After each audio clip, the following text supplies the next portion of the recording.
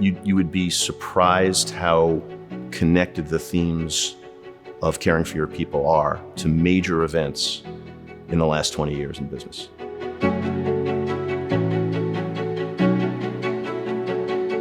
At a fundamental level, we should care for people because Jesus in Matthew 22, in the summary of the law, suggested and commanded actually that we should love God and love our neighbor.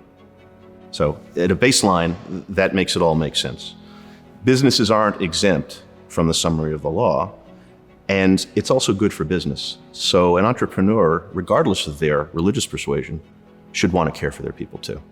And what we have found, and in research, in academic research as well as business research, is that employees would much rather work for a transformational leader, somebody who's looking to improve not only the company for which they work, but the lives of their employees and all the stakeholders, including their customers.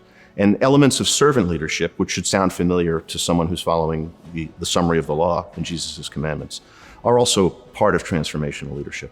And employees would rather work for a transformational or servant leader, certainly, and I think for obvious reasons, than they would rather work for somebody who's transactional. And as I said earlier, that reverberates very well into the entire ecosystem of a company.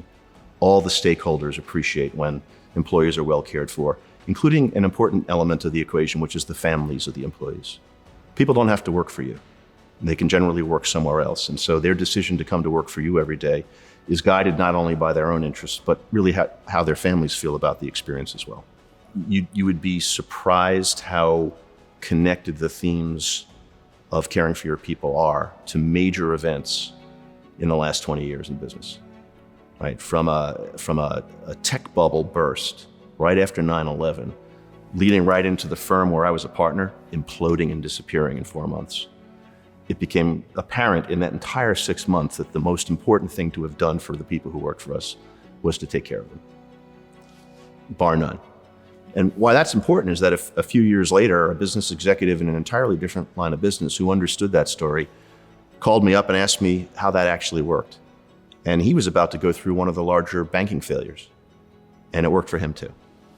Right? And so the real question is, are the methods and the methodologies that we put together for how to care for our people and be authentic, that's also important to be authentic.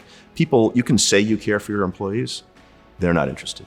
You have to show it, or don't waste your time. And so we're living in an environment right now where the book's still being written. The pandemic was and is a great opportunity to show your employees and your entire ecosystem of stakeholders how you care for them.